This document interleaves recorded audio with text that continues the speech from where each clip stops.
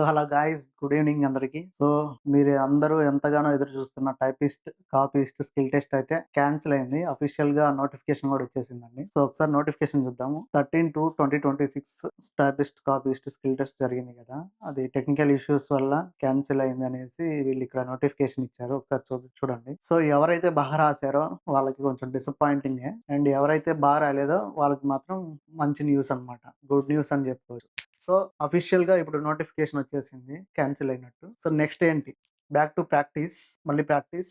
So, ఇప్పుడు మీ అందరికీ తెలిసింది స్కిల్ టెస్ట్ అంటే ఎలా ఉంటుందనేసి కదా! సో, ఇంకా ఎక్కువ డౌట్స్ ఏమి పెట్టుకోవద్దు. సో, 1 మంత్‌లో ఖచ్చితంగా స్కిల్ టెస్ట్ ఉంటుంది. మళ్ళీ కొత్త హాల్ టికెట్స్ వస్తాయండి. ఎందుకంటే ఎగ్జామ్ డేట్, వెన్యూ మారుద్ది కాబట్టి కొత్త హాల్ టికెట్స్ ఖచ్చితంగా వస్తాయి. ఎగ్జామ్ సెంటర్స్ మేబీ మారొచ్చు ఈసారి. లేకపోతే అక్కడే ఇవ్వచ్చు. మీకైతే ఖచ్చితంగా ఒక ఐడియా వచ్చింది గదా! స్కిల్ టెస్ట్ ఎలా ఉంటుందనేసి. సో, దానికి తగ్గట్టు మీరు ప్రాక్టీస్ అండ్ దానికి తగ్గట్టుగానే రెడీ అవ్వండి. సో, ఎవరైతే బాగా రాసారో వాళ్ళకి మాత్రం చాలా డిసప్పాయింటింగ్ న్యూస్ అన్నమాట ఖచ్చితంగా. సో, చూద్దాం.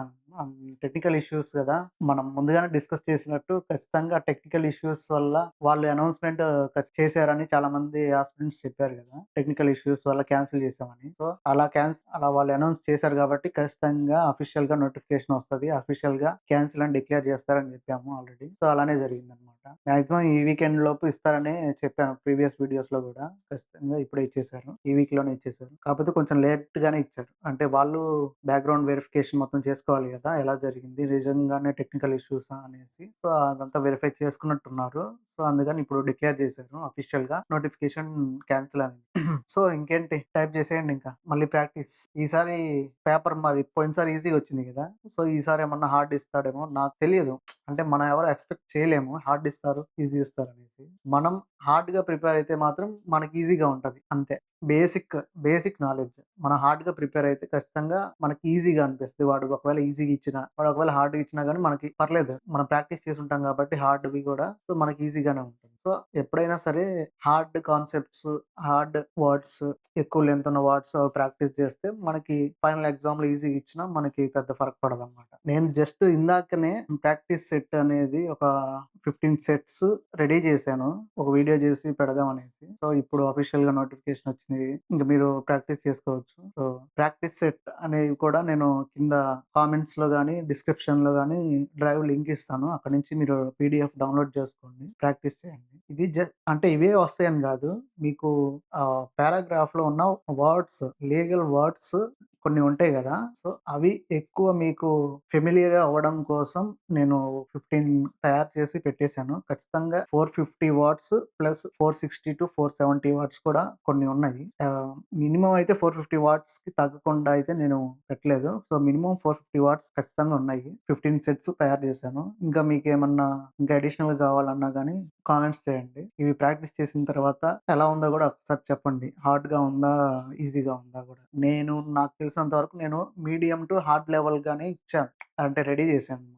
సో, మీరు ఒకసారి ప్రాక్టీస్ చేయండి. మీకు తెలుస్తుంది. అండ్ ఏం లేదు, హార్డ్ ప్రిపేర్ అయితే మనకి ఈజీగా ఉంటుందనేసి ఒక పాయింట్ ఆఫ్ వ్యూలో తప్ప ఇంకేం లేదు. ఇవే వస్తాయని గూడా గ్యారంటీ నేనైతే చెప్పలేను. కాకపోతే లీగల్ టెర్మినాలజీస్ అన్నీ మాత్రం పలకరించాననమాట ఆ పీడిఎఫ్స్‌లో. సో, ఒకసారి మీరు ట్రై చేయండి. 1 మంత్ ఖచ్చితంగా 1 మంత్ లోపు ఉంటుందిలెండి. 1 మంత్ ఈజీగా పట్టుద్ది. ఎంత కాదనుకున్నా 1 మంత్ ఈజీగా పట్టుద్ది. మళ్ళీ వాళ్ళు రెడీ చేసుకోవాలి కదా! సో, వెంటనే అయితే ఉండదని నేను అనుకుంటున్నా. 1 మంత్ ఈజీగా పట్టుద్ది. సో, ప్రాక్టీస్ చేయండి అందరికి. ఇంకేమన్నా డౌట్స్ ఉంటే కామెంట్స్ చేయండి. సో, ఎవరైతే పోయిన మొన్న జరిగిన స్కిల్ టెస్ట్‌లో రాయలేదో అండ్ బాగా పెర్ఫార్మ్ చేయలేకపోయారో వాళ్ళు ఈసారి ఈ ఛాన్స్‌ని ఖచ్చితంగా యూజ్ చేసుకోండి. మీకు మంచి టైం ఉంది. ప్లస్ స్కిల్ టెస్ట్ ఎలా ఉంటుందనేసి ఒక ఐడియా వచ్చుండుద్ది కాబట్టి ఖచ్చితంగా మంచిగా ప్రాక్టీస్ చేసుకొని వచ్చిన అవకాశాన్ని యుటిలైజ్ చేసుకోండి. అందరూ మళ్ళీ ప్రాక్టీస్ స్టార్ట్ చేయండి. సో, మీ అందరికీ ఒక ఐడియా వచ్చింది కాబట్టి ఈసారి మొన్న జరిగినట్లుగా టెక్నికల్ ఇష్యూస్ జరగకపోయినా మీరు యాక్చువల్ ఎగ్జాము, డెమో ఎగ్జాము రాసారు గాబట్టి మీరు తెలియక డెమో ఎగ్జామ్, యాక్చువల్ ఎగ్జామ్ లాగా, యాక్చువల్ ఎగ్జామ్ డెమో ఎగ్జామ్ లాగా చేయకండి. చాలామంది అలా చేశారండి. చాలామంది కామెంట్స్ చేశారు. ఏంటంటే డెమో ఎగ్జామ్‌లో ఏమో ఏం టైప్ చేయకుండా యాక్చువల్ ఎగ్జామ్ స్టార్ట్ అయితే డెమో ఎగ్జామ్ టైప్ చేసి డెమో అనుకోని అది కూడా సబ్మిట్ చేసేసారు. సో, అలా అయితే ఈసారి చేయకండి. ఇన్విజిలేటర్ చెప్పింది ఫాలో అవ్వండి. మీరు గనక సబ్మిట్ గాని అవేమి చేయకండి. మనకేమన్నా సిస్టమ్ ఇష్యూ అయితే ఖచ్చితంగా వాళ్ళకి మిడిల్ ఆఫ్ ద ఎగ్జామ్ గాని ఎప్పుడైనా మనకి మన సిస్టమ్‌లో మనం ఎంటర్ చేసేవి సరిగా లేనప్పుడు వాళ్ళకి ఖచ్చితంగా తెలుస్తుంది.